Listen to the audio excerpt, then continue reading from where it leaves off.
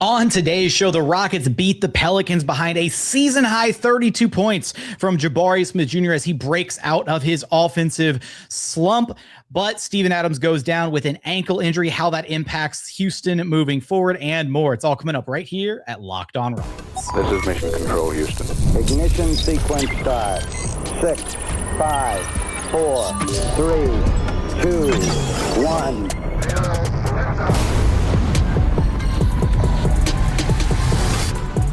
What is up, and welcome to another edition of Locked On Rockets, your daily podcast home for everything Houston Rockets basketball, part of the Locked On Podcast Network, your team every day. Now, the #1 sports podcast network. As always, I'm your host, Jackson Gatlin, native Houstonian and credentialed media member. Be sure to follow along wherever you listen to your podcasts or on YouTube. Just search Locked On Rockets. On today's show, we're going to be breaking down the Rockets' 119-110 win against the New Orleans Pelicans. Jabari Smith Jr., have yourself a game, 32-point season high for him. A great sign seeing him break out of the recent shooting slump that he's been in on his own bobblehead night, of course, too. So just that was great sign to see.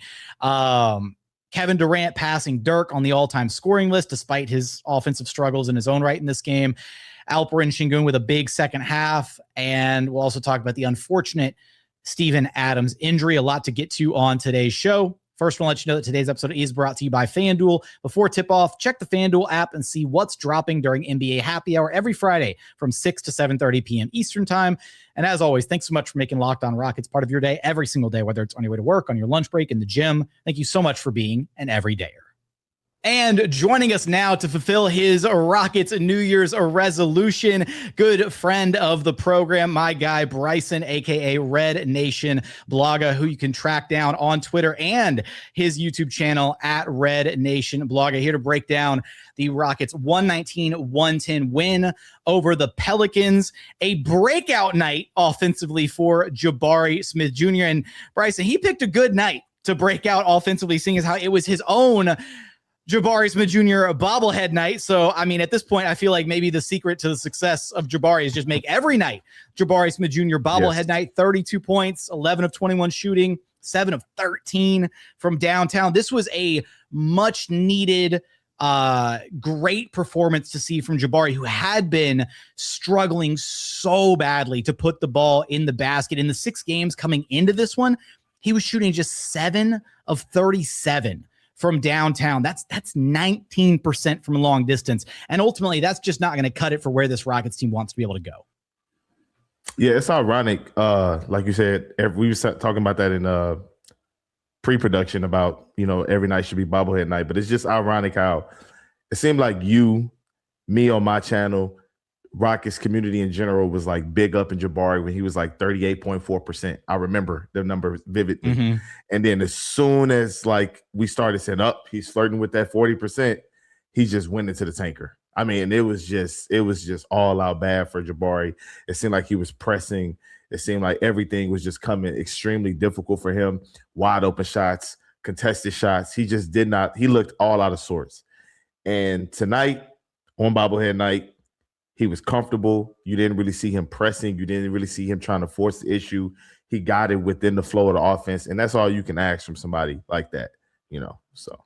Honestly, and what was really cool is, in a game featuring Zion and Kevin Durant and Alperen Sengun, right? Jabari was the best player on the floor in this game, and that was really encouraging to see. He finished a team high, or I apologize, not a team high. Amen Thompson was actually the team high, plus 21, but second highest plus minus on the team, plus 17 in his 41 minutes of running this game. Probably shouldn't have taken 41 minutes against the Pelicans, but ultimately that's kind of where the Rockets are at. They're so thin on the wing right now, needing to lean into some of those extra minutes from Jabari, plus the Steven Adams injury that we'll talk about a little bit more later on in the program.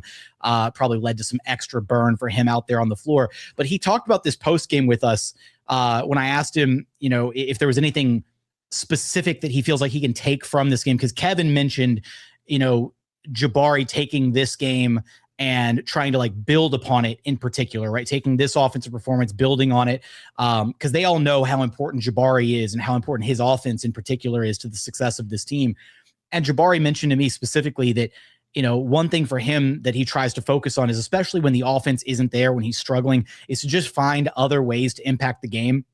to not just settle for like, oh, he comes in, the first couple shots he takes, they're always, they shouldn't always have to be 3-pointers, like him finding some ways to, attack the offensive glass, cut a little bit, move without the basketball, and hearing him kind of say some of those things post game and hearing him be very aware and cognizant of, hey, like, I know when I'm struggling and I'm trying to find other ways to impact the game with my defense, with my rebounding, all that. That's some really encouraging stuff to hear, because his activity level early in this game was very noticeable.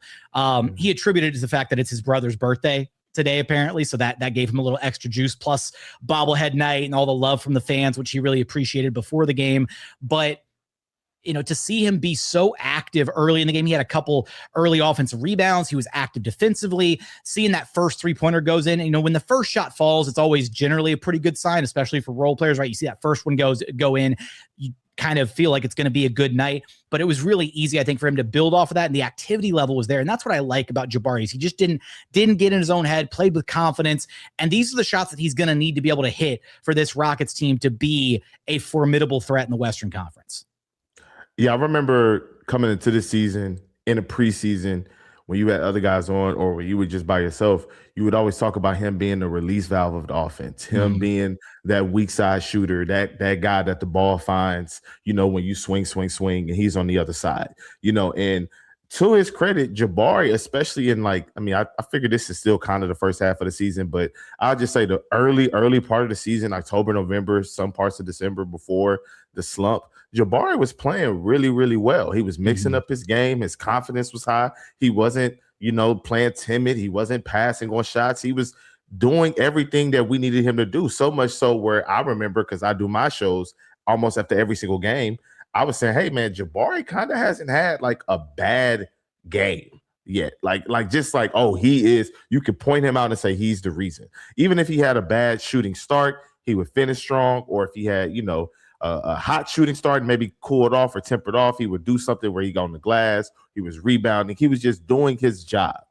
And then all of a sudden he hit that wall, and it just seemed like, oh my gosh, like it's all crashing down. And they got really, really bad. Like, so much so I started to question, like, man, listen, is this a problem for him? Because since he's been drafted, he hasn't necessarily lived up to the draft stock of the knockdown shooter that the Houston Rockets need. So for him to go from where he was to start the season to where he has been in this little rough stretch to now the type of performance that he had tonight, it's a big breath of fresh air for him and for this Rockets team in general. And I do like one of the things specifically that I liked about, once Jabari had kind of gotten going, I think inside of a given game, I think that Kevin especially is really good at recognizing kind of who has the hot hand. And there were a few sets like later in the game where Kevin specifically was like going out of his way to run some 2-man action with Jabari. And that led to a couple more buckets for Jabari, a couple more threes. And those are big moments, right? When you have, a future, first ballot Hall of Famer, when you have a guy, a star as talented as KD, understanding that, hey, like this young guy, he's got the hot hand, right? We're going to defer to you, right? Kevin, even that we'll talk about him passing Dirk and all that stuff, it was not a great night for Kevin at the office, right? 18 points, but it took him 18 shots to get there. Like that's just absolutely abysmal efficiency for KD. But to see Jabari be able to step up, and on a night where Kevin struggled offensively, on a night where Alperen Sengun had a really lackluster first half, these are the types of games that you hope that your role players are able to have occasionally, because even though KD and Alp, at least Alp in the first half, right, were struggling to be able to actually like be effective offensively, put the ball in the hoop, they were still the stars. They were still attracting a ton of the defensive attention of the Pelicans, right? And so Jabari still got all his usual opportunities, right? Those wide open catch and shoot threes. He mentioned specifically right now that teams are, kind of closing out hard on him at the 3-point line, or once he gets a couple shots to go, then they have to close out hard on him at the 3-point line. That allows him to get to that kind of driving game where he can put the ball on the floor, take that, 1-2 dribble pull up, in rhythm, instead of some of those possessions where he is pressing or, playing a little bit outside of his comfort zone. So overall, a strong all-around game for Jabari Smith Jr., hopefully one that he's able to build upon moving forward. Had some good defensive possessions, I thought so as well in this game. Again, just the activity across the board for Jabari was great in this one. But coming up, we're going to be talking about Kevin Durant passing Dirk for 6th all-time on the NBA scoring list, as well as kind of his struggles in this game. He got the accolade, but it wasn't a pretty offensive performance from KD. We'll also talk about Alperen Sengun, how he bounced back in a big way in the second half of this game, Amen Thompson, and the unfortunate injury to Steven Adams. We're going to get there in just one moment. First, today's episode is brought to you by FanDuel. Fridays already feel different during basketball season, and FanDuel's making them even better. Every Friday night before the games tip off, FanDuel gives fans a new way to kick off the weekend with NBA Happy Hour. NBA Happy Hour is your official pregame, a limited-time window where special offers drop right inside the FanDuel app before the action starts. Fridays from 6 to 7:30 Eastern have become appointment viewing with NBA Happy Hour. Opening the FanDuel app during Happy Hour always brings something new and exciting, boosts, bonuses, and different surprises. So before tip-off, check the FanDuel app and see what's dropping during NBA Happy Hour every Friday from 6 to 7:30 p.m. Eastern. A little basketball, a little action, and a whole lot of Friday energy. That's NBA Happy Hour only on FanDuel, the official sportsbook partner of the NBA. And continuing on here at Locked On Rockets, your daily podcast, home for everything Houston Rockets basketball. Remember, the best way to help us grow the show is to listen every single day on a podcast platform of your choosing, and then like, comment, subscribe on YouTube. Now, Bryson, Kevin Durant in this game, accolade aside for a moment, 18 points, 5 of 18 shooting, just 1 of 8 from downtown. He did have 8 assists, only 3 turnovers, so he was actively facilitating despite kind of struggling to score the rock in this one. And there was a point, right, like late in the game, and they had a counter up on the, the score bug in Toyota Center. How many points away is KD from passing Dirk Nowitzki? And it was a whole thing. And it was the shot that he took, the shot that he took that tied Dirk, kind of poetic in nature, was a one-legged, very, Dirk-esque kind of fadeaway, which was kind of cool when you consider that that's the shot that he tied Dirk with. And then he had a few more opportunities after that. And he Toyota Center would hold their breath. They'd be like, is this the one? And then he had a couple more misses. He had the attempted alley-oop and then the mid-range miss. Ultimately, he did eclipse Dirk at the free throw line. But this was a game where I thought that Kevin still found ways to impact the game despite the scoring not really being great. He did get to the free throw line a bunch of times, right? 7 of 8 shooting there. And that's the thing about star players. They do find other ways to impact a game, even when the ball's not going through the hoop. And Kevin kind of joked about it post game with us that, he was like, when asked about what that moment meant and everything, or if he was aware of it in the moment, what the emotions were like and everything, he was like, yeah, I feel like I could have gotten out of the way earlier in the game, and it just kept getting away from me, and I just couldn't do it. But he was in good spirits after this one, and shared a lot of love for the fans and for everybody who's kind of poured into him to help him get to this considerable milestone. But it's just kind of crazy watching a living legend, breaking these records and doing it all in a Houston Rockets jersey. Yeah, absolutely. Last nugget on about just for the last segment of Jabari Smith Jr. You said that Kevin was kind of actively putting him in action, 2-man game, a lot of that stuff. Kevin not only did that tonight, but he's been doing that all throughout this Jabari Smith struggling streak. Mm-hmm. And he's trying to instill confidence, whether that's letting him shoot the technical free throw, which he did 2 times in 2 different games. Even though Jabari was struggling, he made one, miss one. And, he's just been doing a good job of instilling that confidence. So Kevin Durant is doing a good job with that. Facilitating wise, 8 assists, and he was actively passing tonight, really setting up guys. He was pinpoint with his passes too. Like a lot of times when Kevin Durant passes, sometimes it's lackadaisical, it's lazy, and it could get ripped and we're going the other way, live ball turnover. But today he was just sharper with his passing, really, really, really sharp. And I appreciated him paying attention and focusing and making a concerted effort on that end to pass the rock. The efficiency was not good. It was not there tonight, obviously. I will say in the first quarter, it looked like he was kind of in a flow. And then it seemed like him and Sengun, because Sengun really was struggling early. And then it seemed like right when Kevin Durant started struggling, Sengun picked it up. So it was like, it's kind of like they flip-flopped a little bit. But for Kevin Durant to surpass Dirk Nowitzki today and doing all of this in the Rockets jersey, Michael Jordan is next up. And, we're going to get him out of here next. So it's good to see it, and I'm happy to have him on the Rockets, in the Rockets uniform, doing all this all-time great scoring. In addition to Kevin Durant passing Dirk, which shout out to the Rockets, because must have reached out to Dirk to, have him kind of craft that special message that played up on, the Jumbotron inside Toyota Center. And then, and this one, Katie did mention that it was a little special passing Dirk because, passing Wilt is one thing, Wilt is Wilt and he's, a legend of the game, all that. But Dirk is a guy that Kevin Durant has had like actual battles with, right? Played against, taken a lot from his game over the years. We talked about the one-legged fadeaway, right? And so, I mean, Dirk literally Dirk and KD had a playoff battle on the way to Dirk's first and only title, right, with the Mavericks. And so this moment was a little bit more special for Kevin, and he talked about that a little bit post-game. If you want to watch the full KD post-game interview, it's also available on the channel. But elsewhere in this game, it felt good for the Rockets to get this win, a little bit of a get-back win against the Pelicans after the last time these two teams played, and, the embarrassing kind of outcome of the collapse, I guess, in New Orleans. But the way that this game looked in the first quarter was okay. And then it's like the kind of floor fell out from under them a little bit. And then they locked in defensively a little bit better there in the second quarter, took a semi-comfortable lead into halftime. But Alperen Sengun really struggled in the first half of this game, just 2 for 7 shooting, had a couple turnovers, looked all out of sorts. Like he had smoked a couple of easy bunnies at the rim. And so it was great to see him kind of, go back into the locker room, lock back in, come out in the second half. And he finished the game after only having 6 points at halftime, couple turnovers, 2 of 7 shooting.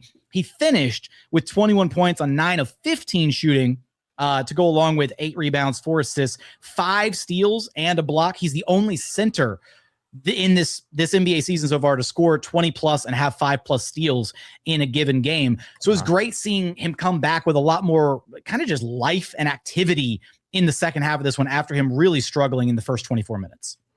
Yeah, man. Sengun, he's just been kind of struggling a little bit, just the last few games, even before the ankle injury, since coming back from the ankle injury, it just seemed like his touch is not there, especially again, I'm a fan of the pod, so I'm gonna tell you when he was in Euro basketball, the Turkey A, the finishing was there, the 3-point shooting was there, the jump shooting, the post fadeaways, the turnaround jumpers, all of that was there. So I'm like, oh, this is gonna convey. And then especially the way he opened up against OKC, I was like, wow, okay, Sengun. And then it hasn't been there. And then he's also fallen off with his free throw shooting. He was 3 of 5 tonight, so that's better than what he's been. But he's been struggling with his free throw shooting and his touch in general. He did have 2 mid-range post fades today that he hit, which I did appreciate. I like to see him growing and developing that part of his game because you can't get to the rim every single time in this league. It's just not going to happen. So I like to see especially him do not that. With the Rockets floor spacing. No. So. And with Steven Adams in the floor, Steven Adams in the way, it's going to get ugly sometimes. Sometimes Jayshawn Tate's out there. Amen Thompson, we know they sag off of him.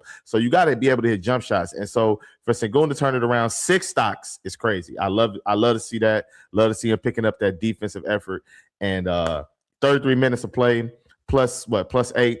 I liked what I saw from Sengun tonight, specifically in the second half. Yeah, honestly, and this is one of the things for star players, right? Is obviously star players are given a little bit more of a leash, longer rope to kind of get themselves out of a funk. And Sengun has shown time and time again that he has a knack, I think, for if he starts a game pretty rough, I feel like he usually finds himself along the way. Like there have been a number of different games in the last year or two where he has a really rough, first quarter, first half, whatever, and then comes out and has these monster second halves where you look up and then he has, kind of a normal-ish Sengun stat line, right? 21, 8 and 4, the 5 steals, the activity defensively.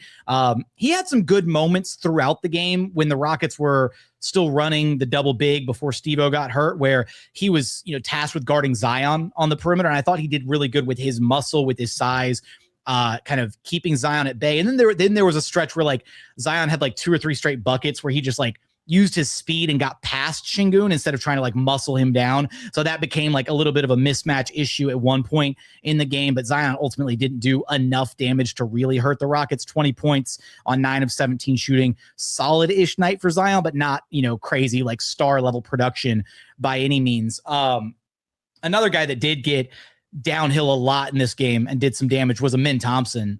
20 points, had a team high 21 or plus 21 on the floor in his minutes, and then 10 of 14 shooting overall. One of those 14 shots was a 3-pointer that was kind of whatever. So 10 of 13 inside the arc. 8 rebounds, 6 assists, had a steal, only a couple turnovers. Really kind of like under the radar night for Amen Thompson, with the fact that like obviously you had Jabari's big night and you had Kevin Durant passing Dirk and you had Al P with kind of the tale of two halves kind of game. So a bit of an under the radar performance from Amen Thompson, but really liking what we're seeing from him with his ability to it feels like this has become a consistent part of his game now, where he's understanding, hey, when I get downhill, right, it doesn't have to be, 0 to 100 every time, but using, pace, slowing things down, decelerating a little bit around the rim. He had that one where he just like the defender was sagged so far off of him that he just kind of like walked up into like a free throw line jump shot and was like, all right, if you're going to give me 5 feet of space, then I'm just going to pull it from right here. And having that amount of confidence in his shot making ability from that like 15 feet and in range is going to be so important for his role on this team moving forward. Yeah, on Amen Thompson, 7 games with 20 plus points or more in the month of January. That's very impressive. It seems like Amen Thompson is really stepping up and being that more consistent third. The Rockets, we've been talking about all season, needing that consistent third. Amen kind of struggled a lot earlier this year with his touch around the rim. It seemed like he was going to have that type of campaign that Alperen Sengun had last year, where he was just, his touch just it faded away completely for the entirety of the season. And I didn't want that to be like, dang, like this is now Amen's turn to struggle. But Amen stepped up his finishing. He's cleaned up his finishing a lot. Like you said, team high plus 21. He's unstoppable, man. And some of these finishes are ridiculous. The second jump, the shot that he had where he shot the floater, got his own miss and then dunked it. Like he's on a pogo stick, man. Zion was one of the guys in my lifetime that I saw. I said his second jump is elite, but Amen Thompson's second jump is more elite. And Amen Thompson is slender. He's 6'7". He's just a different breed of athlete. And you don't really see these guys come around him. And for him to have this type of tenacity, the defensive energy that he brings, the Swiss Army knife, the ability to guard multiple positions, he's still growing at point guard, still growing at wing. It's just the interchangeability of this guy is ridiculous. I love Amen Thompson. And funny enough, he didn't have a single free throw attempt in this game. And there were at least a couple different drives that he had in this one where you could have argued there was a little contact, should have gone to the free throw line, that kind of thing. And ethical hoops. Ethical hoops. We were all about ethical hoops here at Locked On Rockets. But there is a level where even in some games, over the last, month or so, where his ability to actually like absorb contact, get to the free throw line, draw those fouls, even if he's not converting on the shot as him getting, a bunch of and one opportunities, whatever, just the amount of, I guess, like the threat of him getting downhill, what that does for the rest of the team, right? Them trying to account for him, because when Amen is playing passive basketball, when he's just willing to sit in the corner and not really putting pressure on an opposing defense, he becomes a bit of an offensive liability, right? If all you're getting out of Amen Thompson is spot up corner threes, because that's what the defense is willing to give up, you're not utilizing him to his potential. But when he is able to get downhill, when he's able to attack and put pressure on the defense, when he's kind of roaming that baseline like a shark, waiting in that dunker spot and playing off of KD and Sengun, that's when you get like the best, most dynamic version of Amen Thompson. It's cool kind of seeing him be able to do a little bit of both, right? The Rockets are still in this period where they're testing the waters with him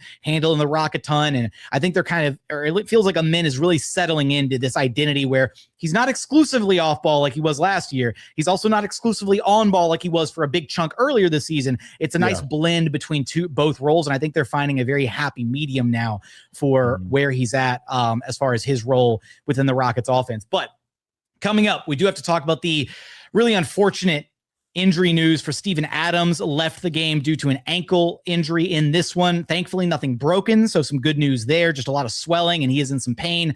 We'll talk about how the Rockets plan to replace those Steven Adams minutes, how it impacts them moving forward, as well as final thoughts from this one. We're going to get there in just one moment.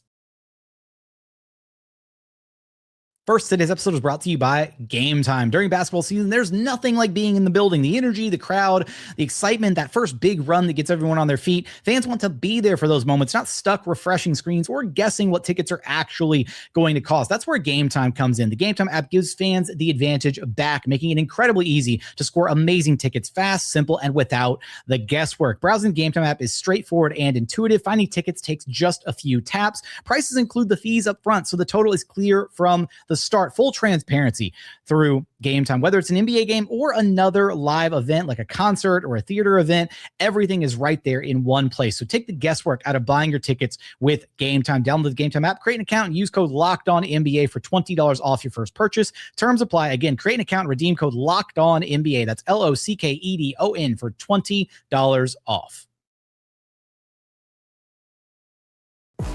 And final segment here at Locked On Rockets, your daily podcast home for everything Houston Rockets basketball. All right, before we get to the depressing news about another injury for this Rockets team, I did want to give a quick shout to Dorian Finney-Smith, who I think genuinely had his best game as a member of the Houston Rockets in this one on both sides of the ball. Offensively, finally a game where it felt like DFS was able to do a little bit of everything on offense. Like so 8 points, 3 of 5 shooting, hit a 3-pointer. He had that one drive where he faked the 3, drove, got to the rim, scored the and one basket, kind of, flexed a little bit afterwards. And it's great to see DFS get a little bit of that swagger back to his game, because he's a guy who's been, kind of your prototypical like 3-and-D supporting cast member for a number of different stars in his career, right? He played so much of his career alongside Luka in Dallas. And, I think the expectation when DFS signed with the Rockets, right, is he's a guy who knows how to play alongside star players, right? And that was going to be a really big benefit to have a guy like that to kind of be the Dylan Brooks replacement, to play alongside KD and Sengun, and he's blossoming into a star, that kind of stuff. And it's been, a very long kind of drawn out process with DFS. Obviously the injury, sidelined him for longer than we anticipated, and he didn't get his start until almost the new year. That Christmas Day start against the Lakers. And ultimately, asked Ime about this post game, but, he's still, kind of working his way back into game shape, knocking off the rust. But it is encouraging to see him have games like this and hopefully, continue to stack some good games, because DFS is, I still think, going to be a really important part of this team. Ime talked about him still kind of being on a bit of a minutes restriction, right? They're trying to keep him right at about 15 minutes per night. I don't know when that's ultimately going to be lifted, when it's going to, balloon out to 20 a night, 25 a night, when the restriction's completely gone, whatever. But DFS will be a really big, important part of this Rockets rotation and giving them some much needed wing depth whenever he does get back to 100%. Because if you can get this kind of production from him, but scale it up even further, that's going to be what the Rockets have been missing desperately on the wings. Yeah, I feel like Dorian Finney-Smith, you remember the first year the Rockets actually started playing Steven Adams. It was a slow process. But the difference was Rockets fans were more patient because the expectations of a championship and a deep playoff run were not there. The problem with Dorian Finney-Smith is he got here in a timeline where the Rockets, and there's a sense of urgency. And on top of that, Tari Eason injury. On top of that, Steven Adams. On top of that, Fred VanVleet and Sengun has missed time. So it's been so many other injuries on top of the sped up expectations that now it's like, oh my gosh, we got to break the glass. Dorian Finney-Smith got to be ready right now. No more minutes restrictions. No more. No, it's going to take time, just like it took time with Steven Adams. But do the Rockets fans have the patience? The Rockets have the patience. Do Rockets fans? And that's where this sense of urgency and these alarm bells, or you're kind of getting in the back of your head as a fan, come from. But in actuality, it's not fair to Dorian Finney-Smith. And he needs to have opportunity to shake off that rust. He missed preseason. He missed training camp. The only thing he participated in was media day. That was the only thing he could use, was the quote machines. That was the only thing he could do. So, like, now that he's in the rotation and he's locked back in, it's going to take time. Maybe he'll be ready post All-Star break, maybe going into April. Maybe he'll play his best basketball in the playoffs. But it's just sped up timeline now, so everybody's frantic. And it also doesn't help that he was billed as like the Dylan Brooks replacement. So you see Dylan balling out in Phoenix, and it's like, DFS is still kind of MIA for the season. So, a small, not a crazy big game, not like a splashy 20-point performance. He didn't have some, set of highlights where he like locked up, Trey Murphy or Zion or something, but just a steady, solid, good two-way performance for DFS. And he needs to continue stacking those games as he's knocking the rust off. All right. The disappointing news from this game, Steven Adams leaving the game with the ankle injury, got kind of tangled up on that defensive possession against Zion. And it was weird as like Steven kind of tumbled, landed on his leg kind of funny and just immediately he slid himself off the floor and was kind of like tucked away behind the basket stanchion and had to be helped off the floor. Like he took a Ime immediately called timeout as soon as he could. And he took a considerable amount of time trying to see if he could walk off under his own strength. And he kind of he got up by himself, tried to put some weight on it, couldn't do it. And so Jeff Green and somebody else came over to, ultimately cart him off and help him back to the Rockets locker room. So it is good that he was able to, walk off a little bit, that he didn't need a wheelchair or anything like that to get off the court. And Ime did confirm post game, nothing broken, just, it's really tender, some inflammation, that kind of stuff. So no idea how long this is going to ultimately sideline Steven Adams for, which as an aside, very sad that Steven Adams gets hurt almost exactly a week before bobblehead night for Reed Sheppard and Steven Adams coming up Monday night against the Memphis Grizzlies. First 3,000 Rockets fans get their hands on a joint rodeo bobblehead for Reed Sheppard and Steven Adams. So you don't want to miss that one. It should be a really fun bobblehead. I think it's the first bobblehead it's not the first bobblehead for Reed. Reed had a bobblehead, but first bobblehead for Steve-O in a Rockets jersey for sure. So definitely want to be on the lookout for that one. Get to the game early, all that good stuff. But, Steven's been such a big part for this Rockets team. And I think that weirdly enough, there's kind of two ways that the Rockets can go from this, right? Conventional wisdom would say you just replace the Steve-O minutes with Clint Capela, right? That's why you signed Clint. He's a depth piece, insurance policy. I'm going to argue here, Bryson, that I understand, play Capela some minutes, whatever. Part of me kind of wants to see the Rockets, depending on the health and availability of guys like DFS and Tari Eason, right? If they can flesh out the wing rotation a little bit more, I kind of want to see some of those Jabari at the 5 minutes, because I know that the Rockets have fallen in love with playing big and going jumbo and all that stuff, but there's a certain look that actually, let me back it up. I kind of feel like the rest of the NBA has kind of caught up a little bit to this idea of the Rockets and their haymaker. We're just going to be big and strong and more physical and out rebound you and all that. I kind of want to see them play small. I kind of want to see that look, right? Get Jabari some of those backup 5 minutes. And maybe they do a little bit of both, right? Maybe they play some Capela minutes, not quite as much as they would have played Adams. Also, Ime has for whatever reason, not wanted to play Sengun and Capela at all in those double big lineups. He did it a little bit earlier in the season. I guess he didn't really like what he saw there. So we haven't seen any Capela Sengun double big minutes or in a while now. Maybe he goes back to that a little bit. I don't know, but it's going to be interesting to see how Ime and the coaching staff kind of handle the absence of Adams, another very significant absence in this Rockets rotation. Yeah. I agree. I'm honestly on the other side. I do not want to see Sengun Capela minutes. It was disgusting work when we saw it earlier this year, man. Now I get the idea because Sengun and what was his name, Bona, they were really good together in your basket. Bona knew exactly when to cut. Sengun knew exactly when to hit him. It was a great mix. So I did see the vision, but the vision didn't work out with the Houston Rockets, although they didn't have a lot of time to let it really gel. I agree with you with the seeing Jabari at the 5. That's something that I've been wanting to see from Houston. I feel like, and I could be completely wrong here, but I feel like we've seen Ime go be more willing to play a little smaller this year. He's kind of at first it seemed like earlier this year he was obsessed with the big. It annoyed me a lot because I feel like it mucks up spacing. It makes it harder for Kevin Durant. It makes it harder for Sengun. It makes it harder for everybody. You know what I mean? So I do like the idea of Tari Eason, Dorian Finney-Smith, Jabari Smith Jr., Kevin Durant. And who would you want to see Sengun in that lineup, or would you want to I'd want a min. I'd want a min out there. Like we talk, this has been a topic that we've come back to, thinking about the different ways that this team can, throw a haymaker at other squads, whatever. Is that 5-out Amen Thompson downhill lineup, right? Downhill, They haven't been healthy enough this season to run it. We've seen it like a handful of times, but that 5-man lineup where you get Jabari at the 5, then you throw out Tari, DFS, KD, and Amen, and maybe you sprinkle in some Josh Okogie minutes in there for somebody else if you need to, if one of Tari or DFS has to rest or is out, whatever.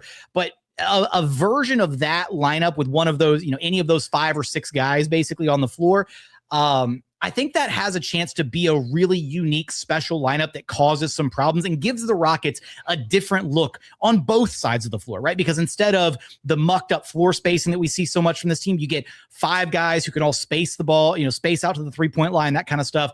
And then defensively, you get 5 guys who can switch everything 1 through 5, which will really mess up an opposing team, right? So maybe just for, not any crazy stretches, they don't need to do it full time or anything, but just 5 or 10 minutes of a lineup like that per game could be similar to what the Rockets did last season with those 5 or 10 minutes of the double big lineup that really messed up other teams because they didn't have an answer for it. They didn't have a counter.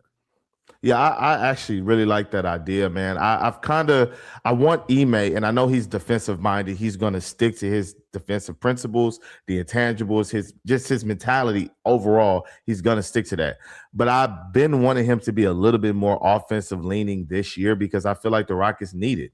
In the absence of Fred VanVleet of a point guard play, you have to get creative. That was one of the reasons why I thought I knew Fred's injury was big, but I felt like the Rockets could kind of be okay with it because we have talent and interchangeability, but it's all about how you push the buttons and put the pieces together, but when we're playing, double big and I see Jayshawn Tate or Okogie out there with that lineup, I'm like, no, this, yes, we're going to need Fred if that's the lineup. You know what I mean? So I like the 5-out idea. I do like the, put everybody on the wings or at the 3-point line, let our men get at the top of the key, maybe do an action with him and Jabari, maybe do an action with him and KD. Anybody in that lineup you could do action with, you know what I'm saying, and get him going downhill and, see where we go from there. And, it's unfortunate, though. This obviously Steven Adams has had such an impact everywhere he goes in his career. But even just this season, right, some of the games that he's missed for the Rockets this year, right, some of them had to do with, back-to-backs and, not being scheduled to play back-to-backs, whatever. But the Rockets have kind of struggled in some of the non-Steven Adams minutes. And, earlier in the season, it kind of was looking like maybe Capela was looking a little washed and some of those minutes weren't the best. But then he's had some bigger games since then that have, kind of reinstilled my confidence in Capela. So we know that he's there. He's a serviceable, capable backup. He can certainly, carry some of those minutes, for 10 to 15 a night, give or take, whatever you need to rest LP for. But this Rockets team cannot afford another major injury. They are so thin right now. It's actually kind of crazy watching them do like their layup lines, like before the games, because you're just like, there's only like 9 dudes out there. You're like, where's the rest of the roster, man? It's kind of crazy. But ultimately, a good win for this Rockets team against a bad Pelican squad, but a win is a win. You got to stack them where you can. And the Rockets have a really big game coming up this upcoming Tuesday night against the San Antonio Spurs. That'll be their 5th and final game of this little extended homestand. So hopefully they can finish it off with a win, go 4-1 on this homestand before they have to hit the road again. But we want all of your thoughts from this Rockets win against the Pelicans. How did you feel about Jabari's breakout offensive performance? Is this hopefully the game that just shakes off the rust completely, or not the rust, but shakes off the shooting slump completely for Jabari? What did you think about Sengun's game, Amen's game, KD passing Dirk? Let us know all your thoughts in the YouTube comments. But Bryson, you know the drill. Let everyone know where to track you down at, man. Red Nation blogger, TikTok, YouTube, Twitter.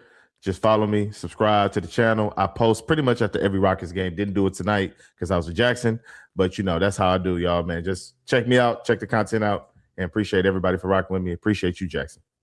That's going to do it for another edition of Locked On Rockets. As always, thanks so much for checking out the show. Remember, the best way to help us grow the show is to listen every single day on a podcast platform of your choosing, and then like, comment, subscribe on YouTube. But as always, thank you so much for watching. Thank you so much for listening. And we look forward to having you back right here at Locked On Rockets, your daily podcast home for everything Houston Rockets basketball.